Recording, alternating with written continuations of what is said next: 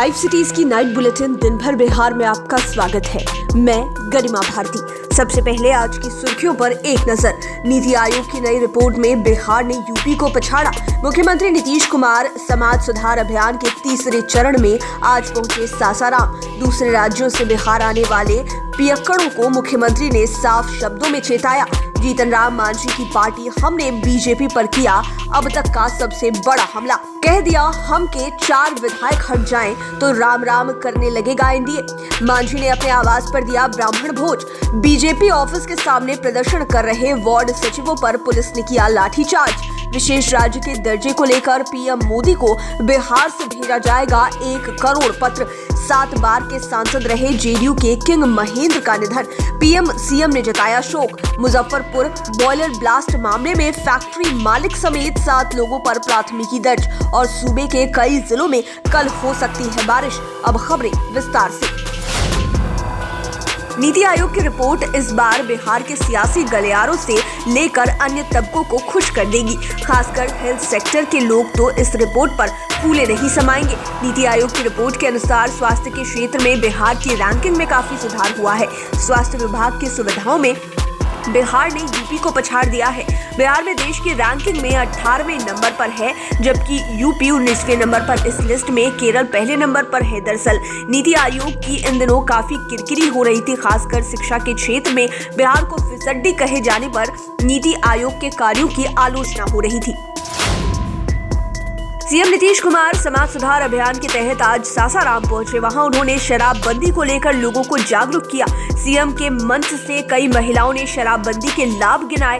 महिलाओं ने यह भी बताया कि परिजनों के शराब छोड़ने से घर की स्थिति सुधर गई। वहीं मुख्यमंत्री नीतीश कुमार ने कहा कि हमने नशा मुक्ति के लिए अभियान चलाकर 2017 में मानव श्रृंखला बनाकर लोगों को जागरूक किया। दहेज प्रथा पर रोक और बाल विवाह प्रतिबंध पर 2018 में मानव श्रृंखला बनाकर जागरूक किया। उन्होंने कहा कि पिछले 16 वर्षों में बच्चों की पढ़ाई, स्वास्थ्य, समाज में बेहतरी के लिए काम किया है। हम सेवा में विश्वास करते हैं। समाज सुधार अभियान इसी कड़ी में है। सीएम नीतीश ने सासाराम की सभा में पियक्कड़ों को कड़े शब्दों में चेताया है। उन्होंने कहा कि सब जानते हैं कि शराब पीना हानिकारक है। इसके बाद भी कुछ लोग शराब पी रहे हैं। कुछ लोग बाहर से आकर इस प्रदेश को बदनाम कर रहे हैं। उन्होंने यह भी कहा कि अगर शराब पीना है तो बिहार मत आइए। हम शराब पीने वालों को बिहार में नहीं घुसने देंगे। जो गड़बड़ी करेगा उसे छोड़ेंगे नहीं। चाहे इसके लिए जो भी कदम उठाना पड़े उठाएंगे। वैसे लोगों के खिलाफ कड़ी कार्रवाई की जाएगी। ब्राह्मणों पर विवादित बयान को लेकर पूर्व सीएम जीतन राम मांझी पिछले कई दिनों से सुर्खियों में हैं। आज उनकी पार्टी ने बीजेपी के मंत्री नीरज कुमार बबलू को खुली चुनौती दे दी है। हम पार्टी की ओर से अब तक का सबसे बड़ा हमला किया गया है। दरअसल बीजेपी के मंत्री नीरज कुमार बबलू ने मांझी को राम नाम जपने की सलाह दी है। इसी पर हमला करते हुए हम प्रवक्ता दानिश रिजवान ने कहा कि नीरज सिंह बबलू कौन होते हैं जीतन राम मांझी को कुछ भी सलाह देने वाले। अगर हम पार्टी अपने 4 विधायकों को हटा ले तो एनडीए के ये नेता सड़क पर आकर राम राम जपने लगेंगे। आपको बता दें कि बिहार की एनडीए सरकार के घटक दलों में हम पार्टी भी शामिल है। विधानसभा चुनाव में हम के 4 विधायक जीते थे। इतना ही नहीं, मांझी के बेटे संतोष मांझी तो बिहार कैबिनेट में भी शामिल है। हम पार्टी के मुखिया जीतन राम मांझी के आवास पर आज ब्राह्मण दलित एकता महाभोज का आयोजन किया गया। इस दौरान मांझी दही चूड़ा खुद अपने हाथों से परोसते दिखे। आयोजन स्थल से बाहर भगवान परशुराम, बाबा साहेब अंबेडकर और माउंटेन मैन दशरथ मांझी की तस्वीरें लगाई गई थी। हालांकि भोज में कुछ ऐसे युवक भी पहुंचे थे जिन्होंने इसका विरोध किया। विरोध करने वालों में शरद सिंह, यशराज सिंह समेत अन्य युवक शामिल थे।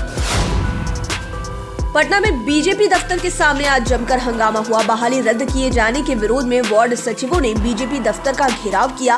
प्रदर्शन के दौरान ज्यादा बवाल होते देख पुलिस ने प्रदर्शनकारियों पर लाठीचार्ज कर दिया। इससे प्रदर्शनकारी और अधिक उग्र हो गए। इसके बाद वे सब पुलिस पर पत्थर बरसाने लगे।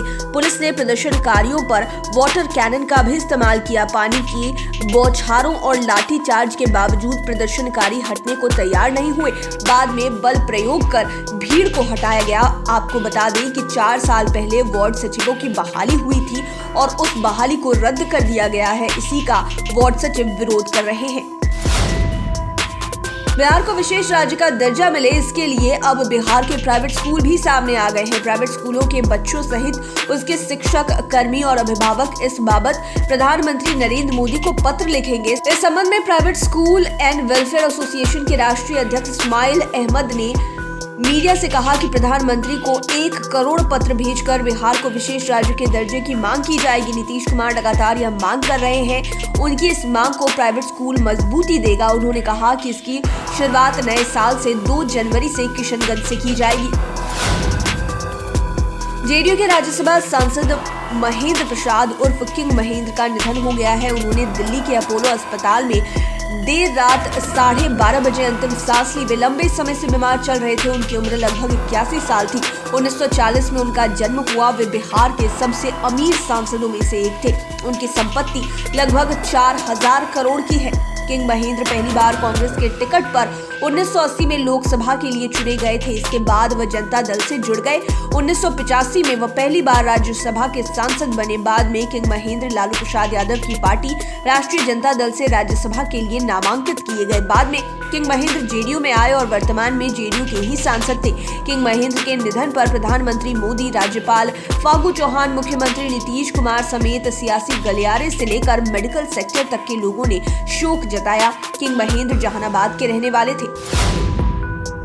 मुजफ्फरपुर बॉयलर ब्लास्ट मामले में प्रशासन ने एक्शन लेना शुरू कर दिया है। इस मामले में फैक्ट्री मालिक समेत 7 लोगों के खिलाफ प्राथमिकी दर्ज कराई गई है। जांच का नेतृत्व कर रहे पुलिस उपाधीक्षक राम नरेश पासवान के अनुसार आरोपियों में नूडल्स फैक्ट्री के मालिक विकास मोदी, उनकी पत्नी श्वेता, प्रबंधक उदय शंकर और बॉयलर की मरम्मत करने के लिए रखे गए अन्य कर्मचारी शामिल हैं। आरोपियों पर भारतीय दंड संहिता की विभिन्न धाराओं के तहत मामला दर्ज किया गया है और उनकी तलाश जारी है। आपको बता दें कि कल रविवार को इस ब्लास्ट में 7 लोगों की जान चली गई थी। बाद में प्रधानमंत्री ने मृतक के आश्रितों को 2-2 लाख तथा मुख्यमंत्री ने 4-4 लाख रुपए मुआवजे में देने की घोषणा की। घटना में आधे दर्जन से अधिक लोग जख्मी भी हुए हैं। बिहार में मौसम बदलने लगा है। पश्चिमी विक्षोभ और उससे उपजी परिस्थितियों की वजह से आज दोपहर बाद राज्य में कई हिस्सों में बादल छाए रहे। अधिकतम तापमान में भी कमी आई। हालांकि न्यूनतम तापमान में लगातार दूसरे दिन भी बढ़ोतरी देखी गई। मौसम विज्ञान केंद्र के अनुसार कल राज्य के अधिकतर भागों में बादल छाए रहेंगे। दिन का तापमान 3-4 दिनों तक नीचे आएगा। इससे कई जिलों में शीतलहर की स्थिति बन सकती है। मौसम विभाग के अनुसार कल कई जिलों में बारिश होने की प्रबल संभावना है। बारिश की वजह से राज्य भर में कनकनी बढ़ेगी। बारिश और शीतलहर की स्थिति 30 दिसंबर तक रह सकती है। 31 दिसंबर के बाद ही मौसम साफ होगा। लाइव सिटीज की नाइट बुलेटिन में फिलहाल इतना ही। खबरों की दुनिया में बने रहने के लिए हमारे चैनल को सब्सक्राइब करें।